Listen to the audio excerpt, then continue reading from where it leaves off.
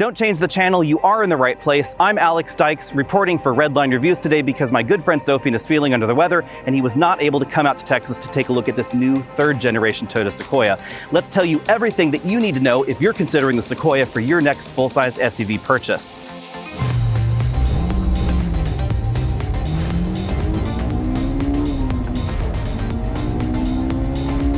The third generation Sequoia is now based heavily on the Toyota Tundra, and that relationship is stronger than it has ever been before. We now have the same hood, same sheet metal, and exact same headlights that we find in the Tundra. Be sure and sound off in the comment section to let us know what you think about this front end design. I think this looks better than the Tundra. It's a blend of Toyota Tacoma and Toyota RAV4 mixed together with a little bit of those Tundra components. Parking sensors are standard on all the trims. This is the Capstone model, so we get this much blingier front end.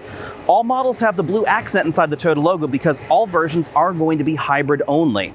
Some Toyota traditionalists are going to be disappointed by this drivetrain because it is based around a 3.5-liter twin-turbo V6, not a naturally aspirated engine like we've seen in most Toyota hybrids. This engine is then mated to a 48-horsepower electric motor and a traditional 10-speed automatic transmission, not the CVT-like device that we find under the hood of the RAV4 hybrid or the Highlander hybrid. Power comes in at 437 horsepower, 583 pound-feet of torque, and Toyota is promising significantly better fuel economy than the outgoing Sequoia. Honestly, that wouldn't be hard, however. We don't know official EPA numbers for this just yet, but they've said it's going to be substantially similar to the Tundra hybrid. The Tundra sheet metal up front definitely gives us a squarer and butcher look than we had in the last generation Sequoia, and one that I'm really a fan of. This is the Capstone trim, so we have chrome accents on the mirrors, unique wheels. These are definitely big wheels and big tires here. Capstone logo right there on the driver's door, power running boards, and lots of extra bling going all the way around. Chrome accents right there on the window, and these chrome roof rails. That's what they are, roof rail. Rob's always swearing, he'll be okay with that. It's the roof rail, Rob. We have chrome roof rails right there, chrome accents around the back, and then the rear end theme is definitely squarer than the previous generation Sequoia. I think it's really attractive with these full LED taillight modules here. Cool feature, the glass opens separately, but it doesn't roll down into the hatch. Hatch gives us a pretty wide opening, if I can actually find that button there. And then we have a cargo area that is a little bit smaller or a little bit larger than you might think, depending on the position of the third row seats. This is really a weird twist here in the Sequoia. If I pull this divider out, put it all the way down to the ground, let's talk about what's going on here. Because all Sequoias are hybrids, the battery pack is located under the third row seat. We then have a mechanism to slide the third row forward and backward. We then have the power mechanism to actually fold the third row down.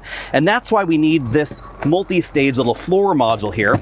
In this position, it makes the entry the same level as that row right there, just above the battery. If I put it up here, then it is at the same level as the third row seats itself. This is a little bit fiddly.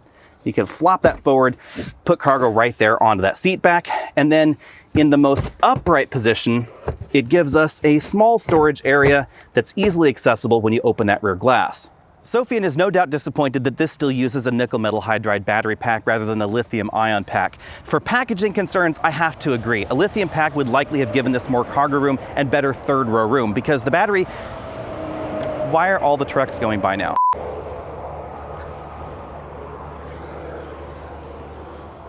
Nickel metal packs make some sense in hybrids because they're durable, they're inexpensive, and they generally are not actually heavier than lithium packs because they don't need to be liquid cooled. But I have to agree with him on the Sequoia front here because the nickel metal pack's position definitely reduces rear room. Because this is air-cooled and it's air-cooled from the cabin, not from the outside here, that means it has to be inside the cabin under that third row seats, and frankly, a lithium-ion pack positioned in the frame element or something like that would have been a lot more space efficient. So I'm really surprised that Toyota went in this way. On the upside, because of the design of this particular hybrid system, it will tow up to 9,500 pounds, and because the electric motor isn't really adding too much to the equation, it's only 48 horsepower, even when the battery is fully exhausted, it's still going to be pretty peppy. Now it's time to hop inside and let's do Sofian's door test here. Has a really nice thunk to it. The driver's seat is essentially identical to the Tundra, as is the majority of this interior. We have the same sort of steering wheel here, etc. I'm a little bit taller than Sofian, but I have plenty of room in here. The sunroof is standard on all models, but this large panoramic moonroof is optional. I still have about 4 inches of headroom up here.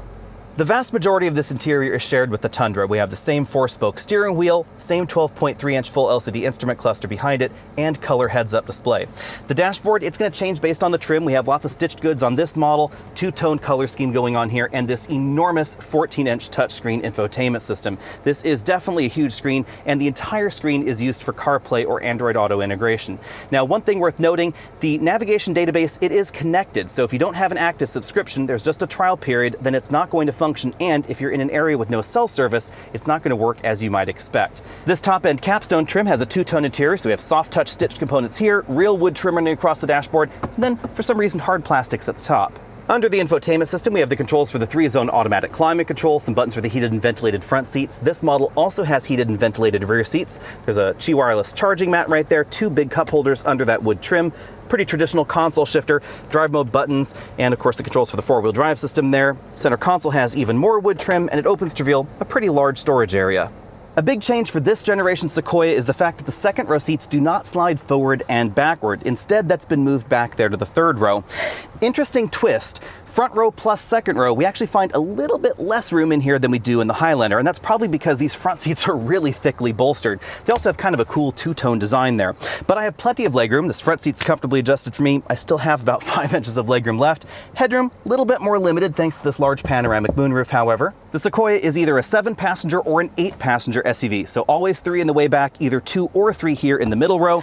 And this trim, we don't have a big bulky center console to help you get back there into the third row a little bit more easily because of the way these third row seats tumble forward. So I simply pull a bit of webbing there, that seat folds forward, and then it tumbles up right like that. That gets me back to the third row, which has either class trailing legroom or class leading legroom, depending on the position of that third row. If I slide it all the way to the back, where we now have just 11 cubic feet of storage space back there, I have about 2 inches of legroom left. But if you want to be class average in terms of cargo room, you got to move the seat to right there, and I just could not fit back here at 6 feet tall. Other problem, headroom back here. We have plenty of legroom, but if I actually want to get, let's see, anywhere close to that headrest, I mean, you have to see the kind of positions you have to contort yourself in. Definitely tight back here in that combination, and seat bottom cushion is really close to the ground. We do, however, have lots of cup holders back here, air vents for the third row passengers, and the third row seats do power recline. You can put them in a strangely upright position to maximize the cargo area, or relatively reclined, although nope, that's really not much better there, actually. Obviously, the first thing we need to do is see how fast this will go 0 to 60. So let's go ahead and start this here. We will do this with the race box here that Sophian uses. And it's a straight line. I am in Sport Plus. So the engine already was on. Feels fairly peppy for a large SUV. It is a pretty big SUV, of course, and 6.98 seconds 0 to 60. So even though this has a lot of power, it's not really going to be that much faster than most of the competition. Fuel economy is pretty decent. Over a day of mixed driving, we've averaged about 20 mpg, but the drive cycle really favored the highway. I suspect that if you're doing a lot of slow and go or stop and go traffic, fuel economy would be a little bit better. But if you were hoping for RAV4 or Highlander kind of fuel economy numbers out of this hybrid system, you may be a little bit disappointed. This is also not as smooth as those other hybrid systems, just due to its general design. This has a regular old 10-speed automatic transmission, so if I slow down here and I floor it, it has regular old gear shifts, just like a 10-speed auto. It feels very much like the regular version of the Tundra, and it will really hold the gears if you put it over here into sport mode if you want to. As far as the hybrid system goes, this is not as smooth as the hybrid system that we find in the RAV4 or the Highlander because the design is very, very different. This has a traditional 10-speed automatic transmission, a regular pancake electric motor, so the design of this system is basically the same as the one that we find in the F-150 or the regular Tundra hybrid. And you're really going to notice that. This shifts like a regular transmission. You can engage a manual mode here with the shifter in the center console, and it hangs on to the gear if you want it to as well. That really pays dividends when it comes to towing and hauling because it's going to have those dedicated ratios, and that's why Toyota said they didn't develop a beefy version basically of the hybrid system that we find in the Highlander. They felt that wasn't appropriate for something that had a target of 9,500 pounds of towing ability. The obvious two downsides to this particular design are fuel efficiency and feel, especially when it comes to braking feel. If I slow down relatively gently out on this country highway, you're going to feel these little interruptions as you're slowing down, kind of bumps. It's as if something is loose back there, like you had a trailer connected, and that's because the transmission has to downshift as you're braking in order to regenerate power back into the battery. And then of course there's just general efficiency.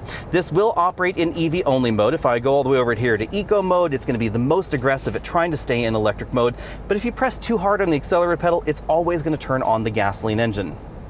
If I'm out on a small side street like the one that I'm on here going 20-25 miles an hour, the engine can stay off for an extended period of time. But if you are even a little bit too aggressive with the accelerator pedal, and I'm just talking about trying to scoot up here to 26 miles an hour, then the engine turns right back on.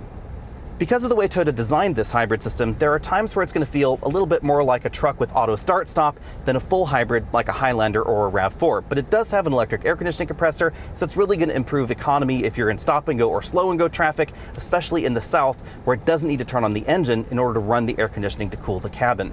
As we're out here on this rougher road with definitely some potholes here and there, you will certainly notice the lack of independent suspension in the rear. This is something that General Motors has finally ditched in the Tahoe and the Yukon, and honestly, the Tahoe, the Yukon, the Expedition, the Wagoneer, etc., they all ride much better than the Sequoia, especially if you're out on washboard pavement or rough road surfaces. You'll really notice that the rear suspension jiggles around a bit. I find the lack of independent rear suspension surprising, and if you live in an area with rougher roads, you're definitely going to notice it. But Toyota likely wanted to have more parts commonality with the Tundra, and that probably happens with this new Sequoia. So it's quite logical, but still just a little bit disappointing. And yes, in case you're wondering, this Capstone trim does have the 4-corner active dampers and the optional rear airlift suspension. It's a bit difficult to talk about handling ability since most of the roads we've been on are as straight as the one that we're on here, but this doesn't appear to handle as well as the Tahoe or the Expedition or the Wagoneer. It mainly seems to be the way the suspension has been designed and the tires that Toyota has chosen to put on this model. If you're on a windier section of road, the steering feel is pretty comparable to the Chevy and the Jeep, but again, the rear suspension can get upset over broken pavement, so I think the handling win definitely goes to the competition. I'm pretty sure that if you loaded the Sequoia up with 7 or 8 passengers, the ride quality would calm down a bit, but if you want the best ride quality in the segment, you're certainly going to find that in the adaptive variable suspension equipped Chevys, or of course the Wagoneer and Grand Wagoneer. The cabin in here is pretty quiet, just as you'd expect out of a body-on-frame SUV though. This model does have the optional acoustic laminated glass up front, but it's just the 2 front windows and the windshield. The rear windows are just regular glass. If you want to get your hands on the new Sequoia, these are going to be on dealer lots in the fall of this year, and be prepared to spend more than the last generation model. It's going to start at $58,300. That has the standard twin-turbo hybrid system on board in the SR5 trim. If you want 4-wheel drive, that's about a $3,000 option.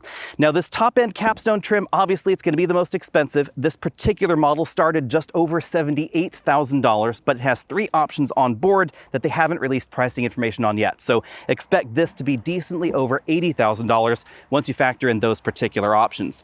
Now, is it worth it? How does it compare to the competition? That is kind of tricky because at the moment, this is the only hybrid entry in this segment, and it's one of the most powerful thanks to that hybrid system and of course the twin turbo engine. If you're interested in a hybrid because of fuel economy, you should know that the inline-6 turbo diesel in the Tahoe and the Yukon is likely going to be more fuel efficient for the average buyer, possibly less expensive just depending on the options that you get. The Sequoia uses a brand new engine and a brand new hybrid system for Toyota, but they've been in the hybrid business for a long time. So even though we don't have reliability metrics for this just yet, you can bet it's probably going to be one of the most reliable options. And that's long been why people have flocked to the Sequoia. The interior is definitely a step above the previous generation, and I really love the look. I think this is one of the most attractive entries in the full-size segment, thanks primarily to this big grille right here, which is different than the one that we find in the Tundra. Let me know what you think about that, and of course, Sofian is going to sound off once he gets this at home, but I like this better than the sort of mustachy profile that we find in the Tundra, and I kind of wonder if you could swap this onto Toyota's half-ton truck. Now be sure and hit that subscribe button down there at the bottom of your screen so you can be updated on all of Sofian's latest videos, including a full review of this just as soon as he can get this back at home. And you might see me at some other video later with Sofian whenever we can. Be sure and let everybody know what you think about the new Sequoia down there in the comment section below. And of course, check out Redline on all of their social media channels. They're on TikTok, Twitter, Instagram, and of course, right here on YouTube as well. I'll see all of you later, and be sure and stay tuned because Sofian is likely going to have this at home for a full review just as soon as he possibly can.